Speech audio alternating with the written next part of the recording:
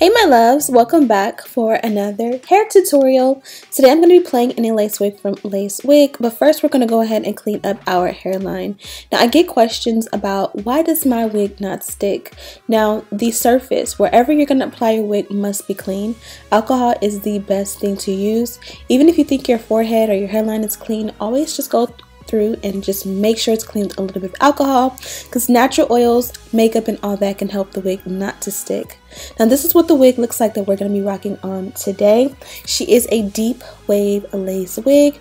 As you guys can see, she's nicely pre-plucked, but the lace is definitely much lighter than my complexion, which is going to be an issue in the end, but I'm going to show you a super easy way of how I fix that in just a moment. Now I'm showing you here the parting. Everything looks good, but again, we're going to have to darken that parting to make it match my skin tone and, you know, make it finesse. So this is the finesse right here. This is actually a airbrush leg spray. I have it linked down below, as well as everything else I use in this video. I just apply a nice thin coat, and this is just going to help to make everything camouflage or blend with my skin very nicely. You can also select a lace tint. I know a lot of companies do sell those nowadays, and you just spray it on, or you can use like tea bags. I'll have a tutorial of how I do it with the tea bag in the description bar for you guys to check out. But you guys can see it made a huge difference. The only con is that when it gets on the hair, as you guys seen a little bit in the hairline, it does make it look a little bit ashy, but as we go along and continue to style this wig, it's naturally gonna just go away, so you don't have to worry about that at all. Since this one was already nicely pre-plucked, I've opted to not pluck it anymore, and you'll see the result of that in just a moment. We're going to just go ahead and cut off all the excess lace. Be sure to clip up your hair and make sure that it's out of the way so that you don't accidentally cut off chunks of hair, which I've done many times. And as you go along, also make sure that it fits how you want. Here's an extra piece of lace that I can use for sideburns, but it just looks a little bit wacky, so you just cut it off, and you guys can see how nicely that area just blended with my natural sideburns.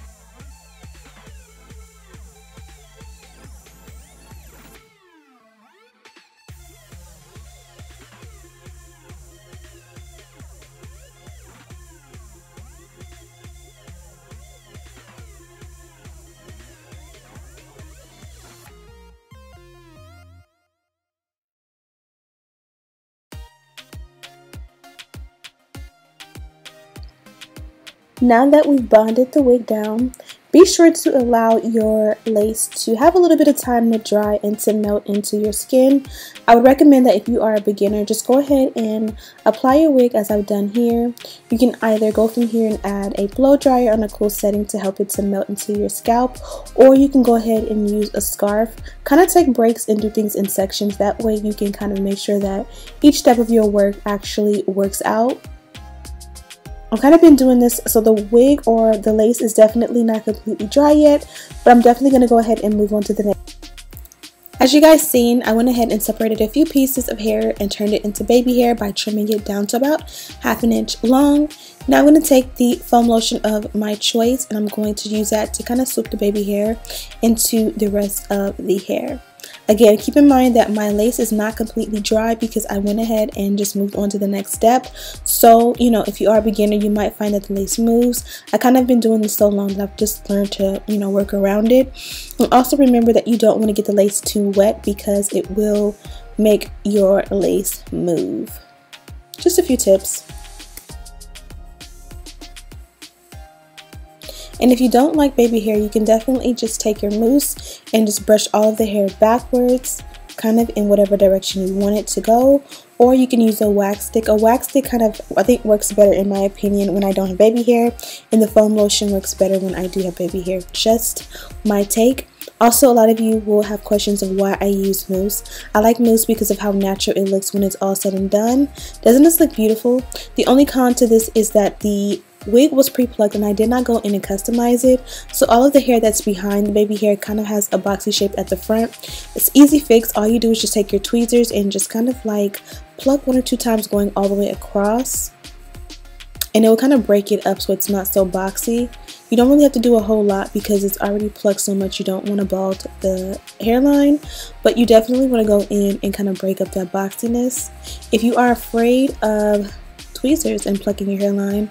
A finesse is usually a center part. The center part kind of helps you to cover and camouflage all of that, to where you can, you know, if the wind blows, you can see the baby hair and it looks amazing, but it's not a direct focus as if the hair was like straight back and you can see a boxy hairline, if that makes any sense. And I believe this one is 180% density. And we're going to do two goddess braids going across the front. This is definitely a great back to school hairstyle. Super cute and trendy. It's also just fun. Usually I'll keep the braid in for a good 2 days before it gets a little bit too frizzy. And then I'll have to go in and re-braid. Also, you'll notice that I am using a hot tool on top of damp hair because I did add that mousse and water. But, you know, hair for me is all about finesse.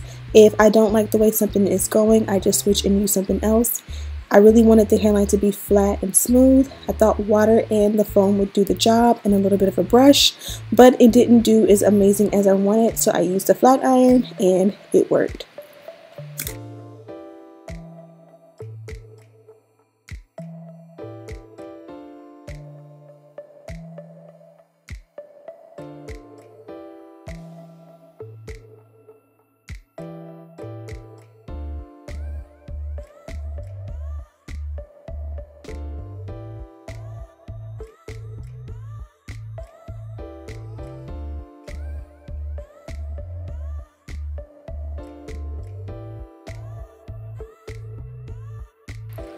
So hopefully you followed along for the first braid. I'm going to go ahead and do the same exact thing on the opposite side.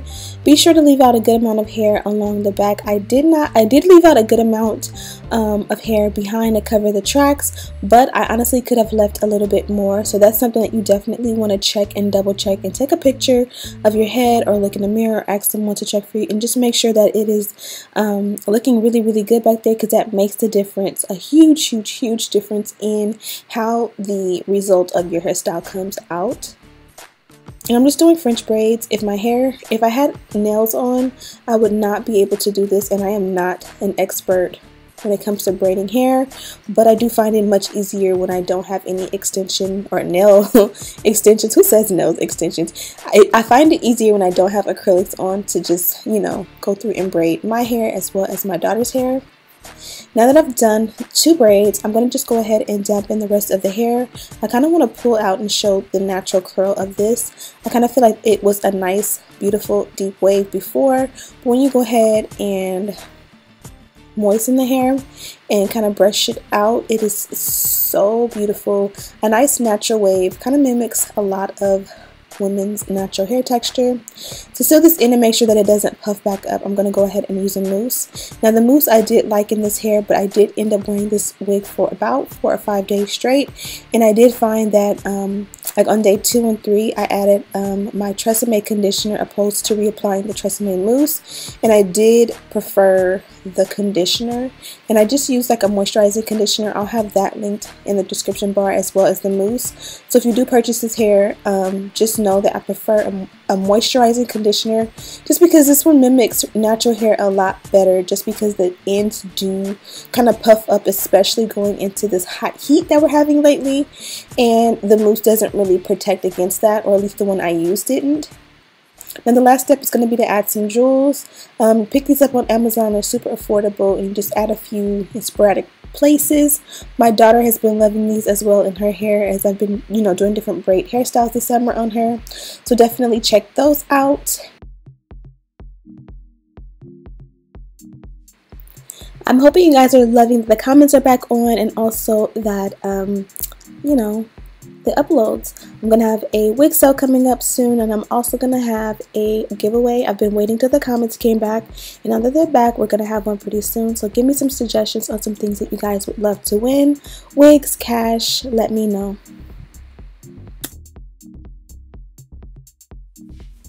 Okay, so my last couple of videos I did not talk. I kind of just did a voiceover the entire time. So I kind of wanted to come back to you guys because I miss talking a little bit in the videos. I don't know if you guys like it or not, so let me know. But this one came from Westkiss. You guys know I work with them often and I love her. Now all the details and all that on this one are in the description bar for you guys to check out, as well as a list of everything I used to create this look, including these cute little jewels right here. Now I've seen this look all over social media. I've actually done this look on my channel or similar maybe a few times over the years, but I just felt compelled to do it. Originally I was gonna do like a high ponytail, and then I decided against the pony and went for the braids. Now my only con to this wig is that I do wish I had a little bit more parting space. It appears that this is like a general 4, but I wish I had 6. I think this look would look even better and more natural if I had 6 inches of parting space. Nonetheless, I was able to work with what I had and make it happen. Also, you guys seen I went back to my old faithful, which is the lace tint under the scalp. Under the scalp. I still have yet to try out any actual spray on lace tints, but you guys know, if you've been following for a while, that I do have tutorials, at least 1 or 2 on my channel, like maybe from a year or so ago or further back, where I tint lace like at the sink using hair dye. So I'll try to find those and link those down below so that you can check those out for tinting lace. The hair itself was awesome. I was able to finger comb through it and it worked out just fine.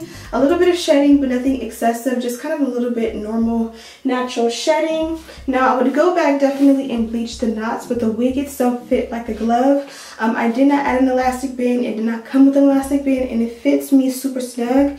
Even though we're at the end of the summer, I'm definitely feeling the curly texture. So let me know what you guys think in the comments below. Also, the comments appear to be back on. I haven't got a notification, so I'm kind of like not holding my breath, because every time I log in, I'm like, let's see if they're still there, and they're still there.